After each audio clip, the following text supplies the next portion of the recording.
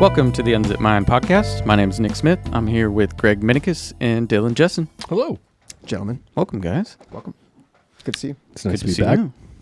Nice to be back. Yeah, we're back. We got some nice lighting. We are a weekly podcast, so we're feeling fresh. We're feeling like we're light on our feet, like we're going to drop a little here this week, drop a little here that week. It's kind of changed the dynamic, but not really, but it has. Yeah. It's kind of cool. Yeah, I mean, Yeah. we still... I'm excited. We're meeting every week anyway, so we just feel more why not? productive and Yeah, accomplished. it just all fits. Yeah.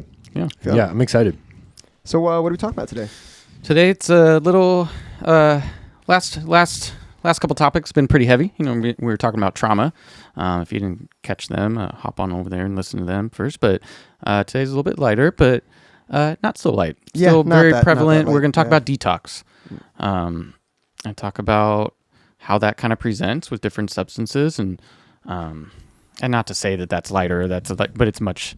I mean, detox... We were in a pretty heavy mood. Detox itself episodes. can be traumatic, but nothing is more traumatic than trauma. You know, nothing Yeah. nothing I mean, hurts it's more than kinda in the trauma. name. So, like, it's only marginally lighter. So, sorry, Yeah. everybody. This is still not the Unzip Mind Fun Times and Giggles podcast.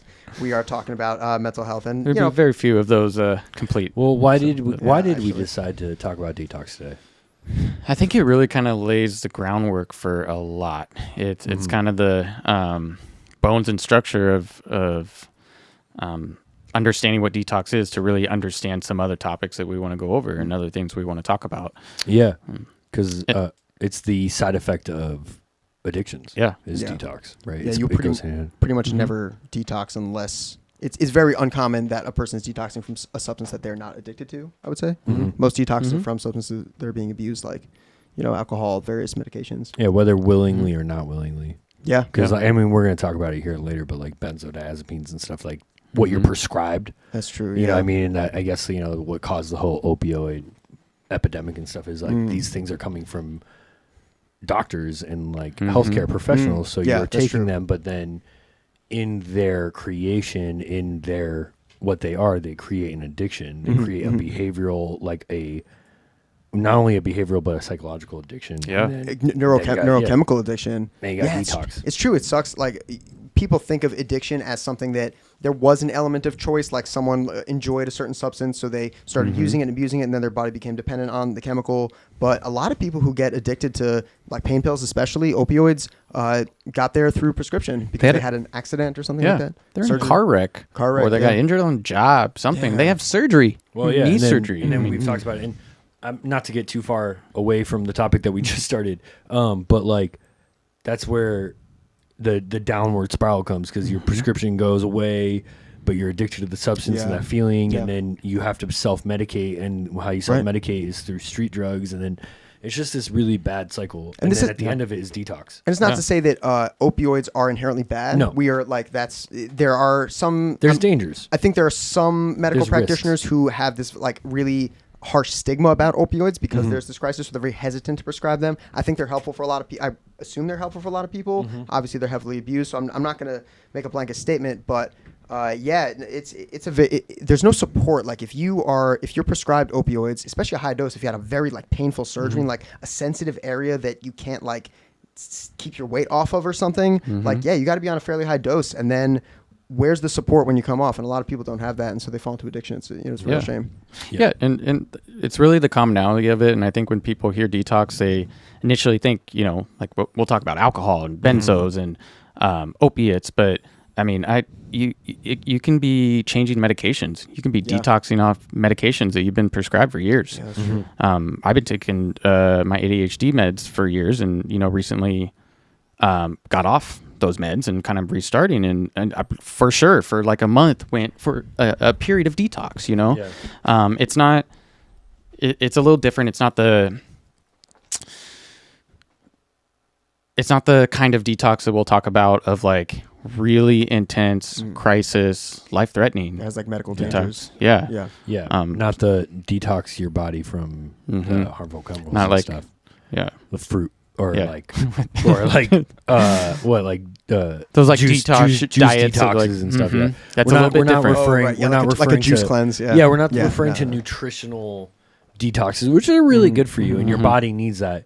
But in essence, I mean, it's a more powerful. Your body is in a rescue mode of becoming back to a state of homeostasis of like where your body wants to rest, and you have all these substances that you were just forcing your body to accept. And now all of a sudden those are gone. Right. And the effect it takes on your body. Yeah, and your body's like, whoa, what is happening? Like we were at this level for so long, like this became normal. And now it's gone. So you're trying to get back to baseline, but your body has to readjust and your mind has to like again, not fun, dude. As I've said before, this is not a podcast run by like neuroscientists. Like we could go up and show you diagrams of like this is what happens in the brain when you like We're not your brain doing has that. been excited. Like that's that's more boring than what I want to do. I kind of want to just talk about our experiences and like our like what we've learned about detox with you guys. I think that's just way more fun. Yeah, it is. So, but I mean, detox is short for detoxification.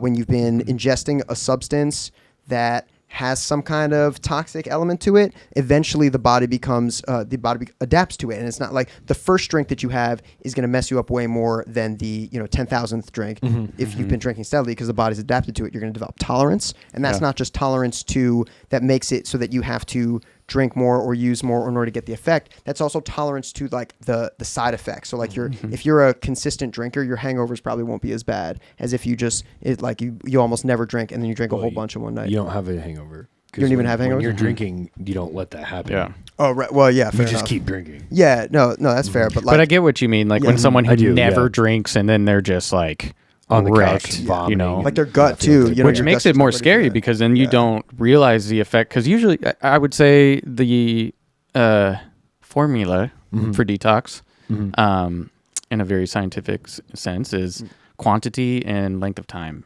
Okay. I would feel that with a lot of substances, whether it's opiates, whether it's alcohol, or And age. age. Yeah, Well, I guess that there's goes a lot of other factors. I guess that goes into Yeah. time. Right? But I guess you can put that in time. I'm feeling a formula. Severity of detox equals quantity of substance X time of use X age. Yeah. I I would say there's other component as well as age. I mean, health and Underlying and body health. health, stuff like that. But Fair, yeah. generally, it's the Time amount and- someone is using and the length of long time that they've been using. Yeah. Yeah, but yeah, those are the two main things, and we see a lot of detox, like, and we see all different types of people, man. Like people who were in an accident, people who've been using street drugs for years and years, decades, even people who 18, 20-year-olds who have just started for the first time and they're trying to get clean. Like we see every I feel like I have seen between the two coasts that I've worked so many different types of people who are detoxing from everything you can imagine, and it's scary, and I feel for them. There's a lot of suffering that goes along with it. It is one of the like an intense, or like one of the more intense sides of detox is, and like we were talking earlier, right? Like personally, when I became sober, I was a lot younger. I was like 23 when I decided to. It was enough. I had been drinking since like 16, easy, and I became like a heavy drinker easily by 18. And then it just was very quickly downhill. And I would be like housing whole. It was not good. It wasn't good. Yeah. And but when I quit drinking, I never remember really feeling the pain or really feeling the sickness that I've seen in other detoxes. Yeah. But like when I stopped using narcotics and other drugs, that was really uncomfortable. Yeah. And my body had to rebalance itself and everything. And like, it is one of the most uncomfortable and just shitty, to be honest. It's just horrible. It's just not a fun time. And that is one thing that will, for me personally, it will always keep me away from going back to drugs, because it sucks to feel that way. What were you detoxing from, if you don't mind me asking? I was what you call a polysubstance user. Okay. So in that terminology, it means like I didn't have one chosen drug of choice. I used, because of my ADHD, because of my own personality, I was very much more attracted to uppers. I would take downers, right? So I really was open for everything. Yeah. What I used heavily for the most part was lot of psychedelics and a lot of uppers. So I would be taking Molly research chemicals, cocaine, lots of it. So that we could talk about that. I guess where because I'd like to start describing the way that different detoxes go for different substances. So 100%. I mean, I'm curious that this would be an interesting case study. Like, what did it feel like to detox from like a polysubstance sort of use pattern? Ooh. Like, what were the physical sensations? Well, or psychological, I mean, whatever. I've never been asked that before, actually. That's a good question. One thing was, like, in the beginning, it was like everything fell out underneath me, right? And being a polysubstance user, it wasn't like, oh, I need this one fix. It was like, I will take anything right now. Yeah. I don't want to feel like this. Mm-hmm. Like, just whatever you have in your pocket, I don't give a shit. I will take it. And you have to, like, really... It was so hard for me not to just reach for the easiest thing to grab and use. And then within time, you start kind of like the stuff that you were just kind of used, you weren't using as regular, just falls away. But then it's like, well, this could be really fun if I had this, or this could be really good. And you start like thinking about it. But the physical part the hardest part was the opioids. Yeah. The physical was the opioids. That was the hardest part. I didn't want to do shit. Like, I felt horrible. Just I didn't want to get out of bed. No energy. I felt sick a lot. You don't want to eat. And it's this feeling that you remember where it makes you remember the pain. It makes you remember the time. And you're like, that sucked ass. Mm-hmm. And there's a lot of reasons I don't use. There's a lot of things I can look at now being sober where I'm like, this is amazing. Yeah. And I would not have if I was using. Feeling good when you wake up. Mm-hmm. And then, but when those hard days, when you're like, this sucks. Yeah. And opiate, it's painful. Mm-hmm. And what you remember is like, what was even shittier than how I'm feeling right now is when I was detoxing. Yeah. Mm-hmm. I heard, I don't know if this is true. I heard that they used to, like back in the day, in facilities, like kind of put people out for a few days, basically medicate them so they slept through detox until they realized, people they would just go back out there and use. Right. But, and I don't know if this is true. I'd like to actually look it up, but I heard 60s, 70s or even farther than that, that's what they used to do is heavily medicate people so that they would just get through those few days. Right. So like, congratulations, you're detoxed from opioids, and now you're going to undergo maybe a lesser detox because you're going to detox from maybe they were giving them. But you won't remember it. You won't. Yeah, that's true. You won't remember it, so you don't learn the lesson. And then also like, as soon as you're done with your detox, now you're coming off of maybe it was heavy duty antipsychotics like Thorazine or something. I don't know what they were using to sedate them in those days, but something like that. And I think there was just a much more kind of liberal use of those heavy duty antipsychotics. That's why you have like the other sedatives back then. Mm-hmm. Yeah, the Thorazine shuffle, man. That's such an awful like dehumanizing concept, but yeah, that was really common back then.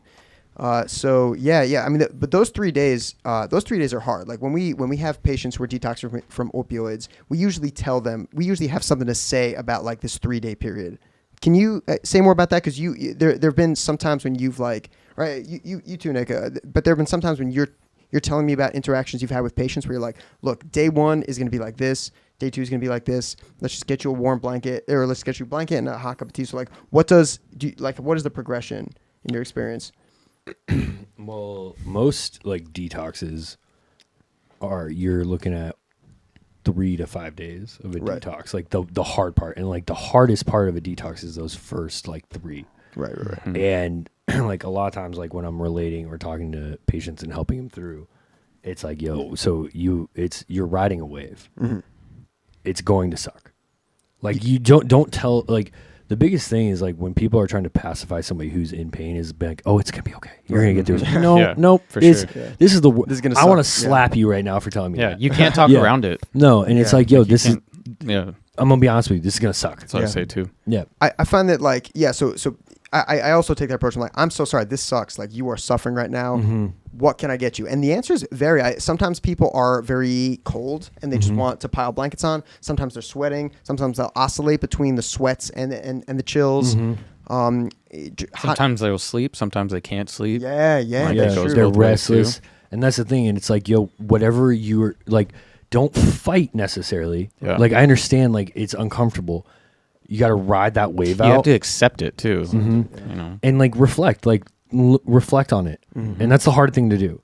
Yeah. Right. It is really hard to be like, this is sucking and this sucks because of this. And that's what I tell people too, is remember this. Like, remember how I use this a lot in my conversation. I say, like, remember how you feel, how dependent you have been on this, whether it's alcohol or these pills. Like, this is how it's affecting your body It's when your you don't body. have it for a day. Yeah. And, you know? and it's that's a cool point, because like a big reason to use opioids is to escape from your body. So you've been spending hours a day like in this state, and like this is I've never taken opioids, so I can't say from experience, but like you're spending hours a day like dissociated from your body. So now that you're withdrawing, you're like welcome back to your body. This is what's been happening while you've been away. Yeah. Your body's become dependent on this, and now that it's draining from you, like just feel your cells being just like sucked of And their that's vitality. why you can't visualize that or see that in detox sucks. I mean, it is horrible, and it depends, each substance is a little bit different, but those are the times like what you just said, Greg, is like empowering. You know what I mean? When you get that kind of grasp and that's why a lot of people, they have that kind of moment, and then they'll be sober the rest of their life. You know what I mean? Because they kind of get that visualization. I mean, how many people have we seen who they come in, they detox hard. Maybe they were not coping well. Maybe they were really like emotional, angry, like or whatever. They're having a really bad time, and then they come out, and then I start to see joy in them for the first time. Like they come out of their room. Maybe they've been mostly in their room for 3 days because they've really been detoxing hard. They come out that fourth day, and they're like, I'm feeling pretty good today, and they're like smiling and joking, and I almost see this relief of like a human blossoming out of someone who's sort of been like hiding from themselves. Maybe. Oh, you can tell when that day clicks too. Yeah, I love the visualization that you just said, a human blossoming, because that's exactly how it feels. It does feel like You just went through the shit. Yeah. Like, right? And I'm using that word deliberately because like sometimes, and this is true, and you hear this in a lot of passages, sometimes the most beautiful flowers grow from the dirtiest soil. Yeah. And you just went through a shitty time. Yeah. And it is like, I love it because when somebody comes through that, you start seeing color back in their face. You start like really quickly putting weight back on, and it's healthy. Are you going to grow up? Or are you going to grow back into that shit? Yeah, exactly. Back into that dirt. Yeah, like remember this. It sucks. And the other thing though, and I want to say this because I don't want people to think that we're like, yo, one and done detox, you're good. I want to make like something that's really important. Like relapses happen. Yeah. And relapses are totally acceptable. Like it's in what's really saddening, what's really disheartening, and it was an older mindset. I think I don't want to like hinge on that because I really don't want people to get offended by anything. But like, when you relapse, it's not an end all be all. And what sucks is people get so heavy on themselves that they relapsed that they can't get back up and they can't fix it. And it sucks because really all a relapse is, and what it tells you is like, okay, well, I figured out something is a trigger. You're learning something.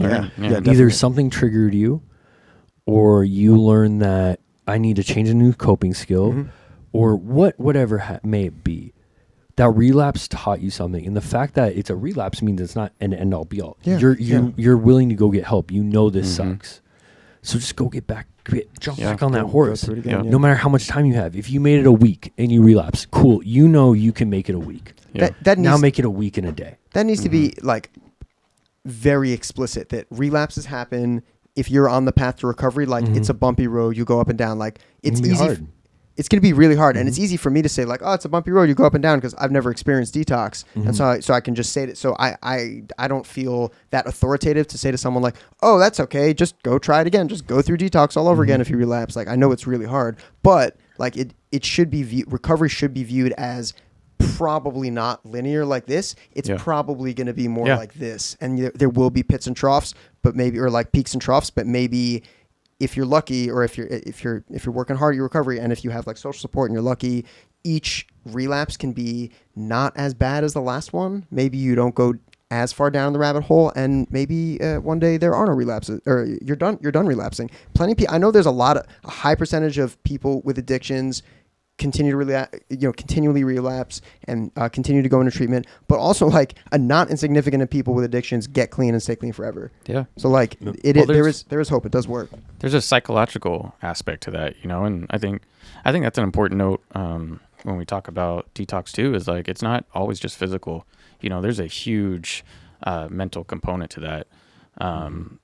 And I might, like Dylan was polysubstance, but at my worst for my worst kind of chunk of uses was I had needles in my arms. I was shooting up meth and heroin, and meth was a psychological detox and a long one. And I actually used heroin to like put that Band-Aid on while I was detoxing off of meth. And I did the same with alcohol. With heroin, I kind of did a substance to substance to try and dull the effects, because they were heavy, especially when I put those in my arm, but there's just a very big difference. And that's a lot of things that people really don't think about, that it's not just those physical characteristics. Well, and like, I want to like note on that too, because what you were just saying isn't unheard of, and it's not uncommon when people use something else as a Band-Aid or like to dull the effects of losing something else. And that's why, like, later on, we're going to talk about why medical assisted detoxes are so vital, because when you don't have support from loved ones, or you don't have support from a community of sobriety. That's why 12-step programs are amazing. They are. Yeah. They give you this community, right? Whatever, not just 12-step programs. They are but whatever recovery program you find that works for you, right? That's why it's important. It's that support system. And when you are detoxing on your own, and I white-knuckled it too, and it sucks.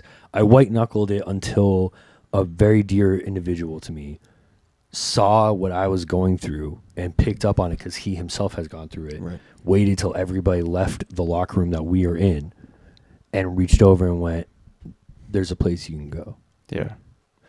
And I can help get you. Like, he brought me to my first meeting. That's a good friend. And I'll tell you, I wish I had that. I don't think I would have rode those waves and went substance to substance, because I was on my own. I just made that clip. So that would have been huge to have that at that time in my life. Well, and that's the difference. It's like when you don't have that community, all you're left is with your own resources. So no one's, and I don't mean that to no, it's you, when you're left to your own resources, one, no one can bash you for how you get to your end, right? Yeah. You made it to where you needed to be, but it's a lot harder. It's so much harder. And like, that's what you had to do to get sober. Yeah. Where like, and it's ironic because the man who eventually became my sponsor was the man who actually originally told me. He saw the same thing, and his locker was right next to mine.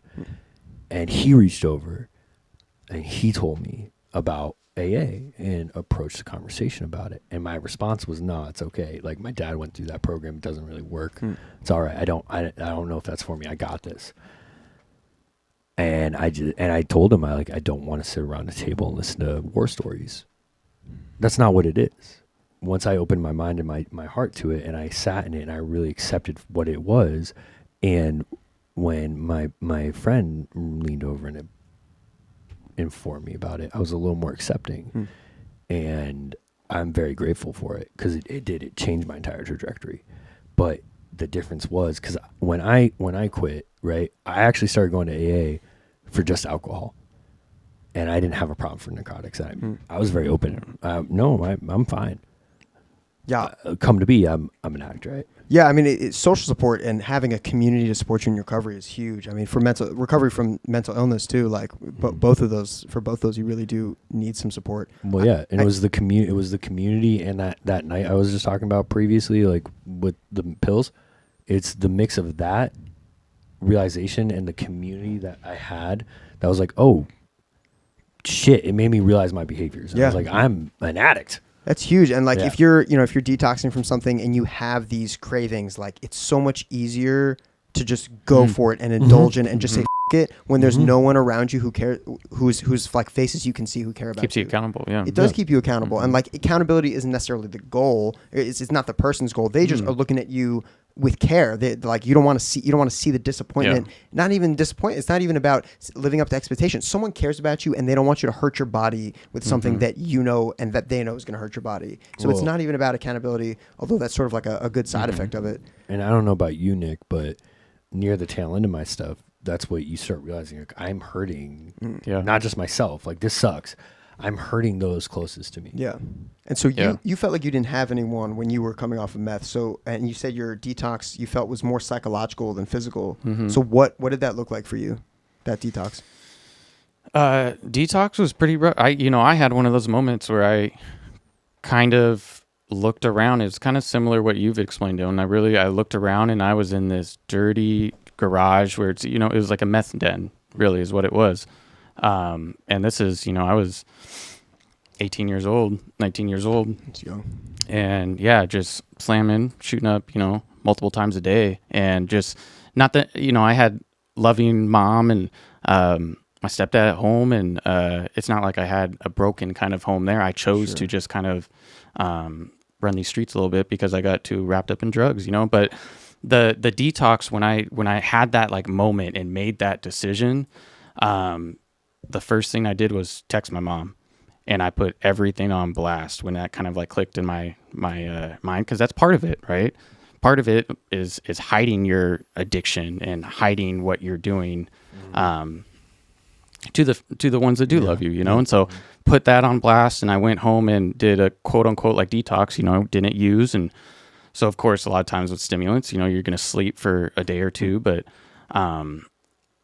it was a very intense. I never felt addiction. All the substances I did, I never felt addiction until I put a needle in my arm. Yeah. Wow. And so that's what it was for me. It was just powerful needing that. And it was a big kind of social component for me. What you were missing, the sort of fun that you felt like you were having with people. Yeah, I had a lot of social stuff and like just not feeling included in like middle school and like high school even, and just like always wanting to like, I never accepted myself in a lot of ways, so I never felt really accepted a lot. And so that drug and stimulants a lot in general is like you open up and just be social. And I just wanted to be around people. And unfortunately they were the worst people you can be around, but I still filled that hole in me. And so I dealt with a lot of that. It was very depressing and very lonely and very dark. And again, I changed my entire life. I changed my phone number. I had to cut off all contact of that world. So it was very lonely. It was very much by myself. And then struggled a lot with that, and kind of, long story short, in a whole nother episode, I'll explain it more, but fell into heroin and opiates and using that as a bridge because I couldn't deal in the success rate, like putting needles in your arm with methamphetamine. The success rate, like I don't have the statistics in front of me, but I do know it is close to single digits. It's very difficult. And thankfully it was about a year for me of like hard kind of use. So I didn't, only a year. Yeah. Yeah. As opposed to, a decade. As opposed to decades. And for me, I had to just make that switch and turn it off. So, but anyways, it was a very different, and sleep paralysis for me started immediately when I got clean. Right. I remember the first time that happened is like I woke up, froze in my bed, and literally in my ear I heard this like rah, rah, rah, like almost demonic, it was like to me it was like a spiritual experience. I didn't know what was going on. Yeah. And something like that happened to me. I'd wake up frozen in the bed 2 or 3 times a night for months. Yeah, months. Oh man. And then it tapered down, and then it was like once every couple nights. And now it still happens, when I get in like low spots or like sometimes like stay up too long or something like that. It'll happen to me. But anyway, so those are still effects since the day I got clean on that. And but when I had kind of transferred still in my use to heroin, and that it was a few months that I was shooting that up. And when I realized, hey, I'm just transferring my problem, my very severe problem. I had lost my job, just all this stuff happened. And so once I got clean off that, I turned to alcohol, and because heroin was horrible, it was horribly painful. It wasn't as much as a psychological thing. It was just my body, your back hurts so bad. Yeah. You just feel the worst that you can feel. You feel like a 100-year-old man who got hit by a car the day before. Oof. It's just rough. And so I transferred from alcohol from that, and then just tapered that down. And that's how I had to do it. And that's I don't hear of a lot of people detoxing that way. And I don't recommend it by any means, but like Dylan said, I didn't have anybody. And in my mind, so what I would do early on, I don't know if I mentioned it, is I would go to AA meetings and just sit in the back. I went to several of them early on. And that helped me just gear my mind towards detox, because that's a big part of it, is like, you've got to, if you don't have your mind kind of in it too, of just like, this is not good for me, I need to change something when I get through this, then you're going to be going through detox again. You're going to be going through again. Right? You won't be successful. You can't just casually detox. You have to commit to recovery. And well, commit to getting clean. The way I relate it, the analogy I use, I guess, is with addictions, alcoholism, whatever. Because alcoholism is an addiction. You're addicted to alcohol. Yeah, right? I view it like that. And I shouldn't say that for everybody. My point of view and like how I broke it down, right? I'm an addict first. Alcohol is just a socially acceptable drug for me. Yeah. I have an addictive personality. I'm an addict, right? Yeah, I think that's a better framing. Alcoholism as a type of addiction. Yeah. So really, with addicts, the way for me personally, the way I see it and how I visualize it is, we all have different bottoms of barrel. Like for an addict to actually find recovery and be like, yo, this shit sucks. Yeah. We find the bottom of our barrel. Rock bottom. You have, and it's you have, and everyone's looks different, right? We looked very different at the bottom of our barrels. Yeah. But we each hit a bottom of the barrel. And that's when you're like, this sucks. I don't want to ever be here again. And you have to, because prior to that, sure, people are like, yo, you probably shouldn't be doing it that much. Or you start realizing people are kind of who used to hang around you or who used to contact you are kind of not as much, and you don't have as big of a social group, and you start using things a little more by yourself, and you start isolating yourself. It's this not fun spiral. And it's at that point where you start looking, and you are either going to keep going down, or you're going to be like, yo, I'm done.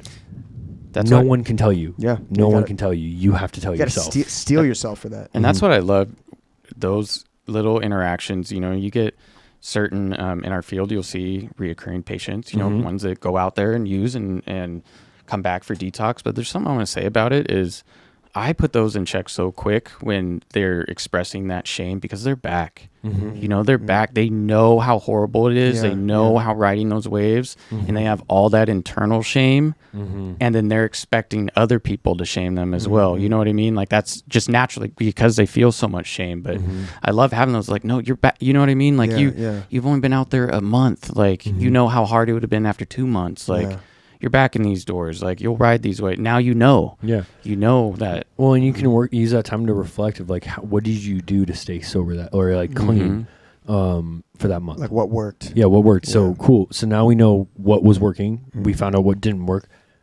Let's move on, right? Like, you're here. That the fact that they're either in a facility or getting help, whatever way you choose to get help, whether it's you have your community, whether you have whatnot, right? The fact that you have taken the opportunity or you have taken the chance to become sober, and you are about to pony up and sit through a detox, congrats. It takes bravery. It takes a lot of courage. It takes courage because it's going to hurt. You're voluntarily walking into pain. Especially if you've done it before. And you know it's about to, you know what ride you're about to get on, and you're willing to put yourself through that. Bravo. Yeah, absolutely. Yeah, if you know what you're in for, man, you know you're in for a world of pain. Yeah. And so opioid detox, very physically unpleasant. Your back hurts, you're hot, you're cold. One common thing that I've heard is you feel like you're jumping out of your skin or crawling out of your skin. Yeah, and it's also a lot of things behind detoxes are behavioral as well. So, like, we are next week we are getting into like we're gonna break down some of the detoxes. And we're gonna dive into like the severity of them and like what you see in the differences, right? But like one thing that is very similar across all detoxes, because what we've been talking about right now, outside of the methamphetamine detox, we've been talking about a lot of physicality and like a lot of like somatic symptoms from a detox. The other aspect of detoxing and the other aspect of becoming sober and clean is behavioral and ritualistic. Because with like a lot of especially with people who are intravenous users, that whole process is what is referred to as a ritual. Yeah. Right. And like it is a process. It's a process. No, I could definitely see that being very, very. It's like, ritualistic. Seductive. You know, think There's about things I can't watch.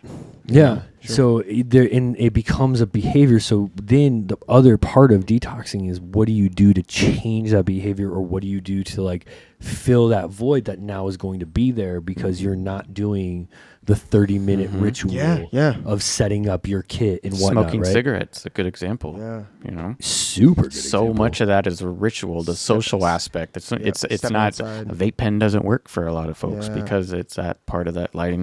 You know, Yeah, it's lighting. going outside, having that pack. It's the whole process. of Looking it. forward to it, like this is like the thing. Oh, I can't wait for my after meal smoke or whatever. Yeah, like my that's after 7 dinner minutes smoke. of peace.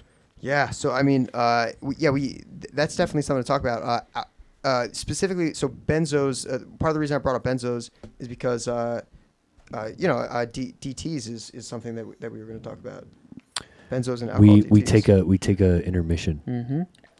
Oh, I thought we were keeping DTs and then. because we're going to talk about alcohol and Oh my benzos God. and Yeah. No, you're fine. DT. You're fine. We're just medically. I thought we were going to talk about the differences between substances. We're going to talk about We are. medically supported. That's important with But DTs though, and like And remember, Yeah, I but guess that's remember true. for filming and for separation, So we're we at are 45 deliberately minutes. like gonna pause the video, and we're gonna take an intermission because Yeah. we're gonna say the cutout each time, and then we're gonna pause, and then what we're gonna do, we're talking about the substances. You're not far off. Yeah. But what we're doing is we're gonna intermit, and then we're coming back, and we're talking about opioid, alcohol, detox, benzos, Yeah. DTs.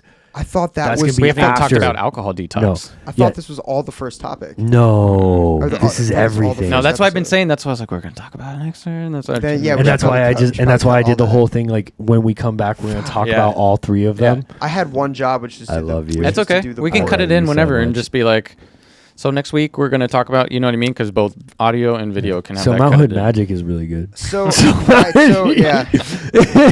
All right, so then. So let's wrap up and then. Yeah. Yeah, we'll wrap up. I'll just do Real a little. quick. I'll do a spike just so we know where to cut. Where where were we? So I had sort of forced the conversation to opioids because I thought we had to get there. So Dylan, where were we? you said something good about wrapping up. Honestly, if you start with, if you just start with that's easy to cut. I'll be able to find Okay. audio and video. I'll to do a cut spike that in. though. And do you want me to go after the spike? So boom, cut out. I would even go like, when we come back next week, we'll talk about, Done. a little bit more alcohol, opiates, whatever. Yeah, because I was talking about like You don't need spike. Honestly, it's not needed, but it's Okay. just kind of like routine. So Okay. I think you should still do it. Okay. Spike. Spike. Throws a little. So next week when we come back, we're gonna go into a little bit of all the several different detoxes and the differences between them and like the effect they have. Right. Some that are in some way scarier because they're lethal. Yes. Yeah. We were talking a lot about the sort of like suffering and the physical aspects of detox and the psychological cravings and the social aspect, but there is a very scary side to detox, which is that it can be a medical crisis It can be. if left unchecked. Yep. Yeah. So like we're gonna go into like why we were kind of expressing what was going on is we're gonna go into why medically assisted detoxes can be so crucial and Yeah. important. Yeah. And why they shouldn't be frowned upon and why you shouldn't feel bad about having Absolutely. that help. It's part of the process. Yeah. And like we're, here at the Unzip Mind, we're here to support anyone who's going through a detox process. If you want to reach out to us and, we're just here to chat. If you need some support, you can talk to us. If you're, looking for addiction resources, we have that on our website. We're here for you. We're here for you, everybody. Yep. We want, we're all just trying to get better together. We really are. And speaking as someone in recovery myself, one, recovery is you're not ever done. You're after you realize what's going on, and after you name it, and after you go, yeah, I'm an addict, and you enter into recovery. Recovery is a state of mind, and recovery is a place you are going to be in for the rest of your life. It's not bad. Like, I'll tell you, I think I'm 8 or 9 years, and yes, I have to work on it. Yes, I have to remind myself. Yes, there are still things that make my little addict spidey senses go. Yeah. But you just gotta look at it. You gotta look at what sobriety has given you in your life, right? It's awesome, man. 9 years is a long time. I've done anything for 9 years. Well, I will tell you, I was an asshole before, so it was needed in my life. Okay, you come a long way because you're a ray of sunshine now. Thank you. But that being said, tune in with us. Come back and see us next Monday. Next week, because we went weekly. So come back, see us next week. We're gonna dive into the differences of detox, what we see. Yep. We're just gonna dive into it. Yeah, get into it. And if you really like what you hear, if you really like what you're watching, go ahead, please like and subscribe. Hit those little subscribe buttons. Really helps the show out. Give us some shares. You can listen on Spotify. We're on YouTube. We're all over the place. Check us out. Yep, and you can just head right over, since Facebook is so great. You can head right over to Facebook. It is the Unzip Mind, and we got a pretty robust Facebook group, don't we? We do. We have a community that we're building up there. Yeah. And there's a solid community out there, and we really would love, use that platform. Comment, let us know what you guys would like to watch, what topics you want addressed. You will get all of our updates. We are constantly updating our page. But yeah, head on over to Facebook and join us there. Join the conversation. Join the community of the Unzipped Mind. And listen, check in next week. Yeah, we'll see you there. Yeah, we'll see you there. Thanks for Thank you. Thanks, guys.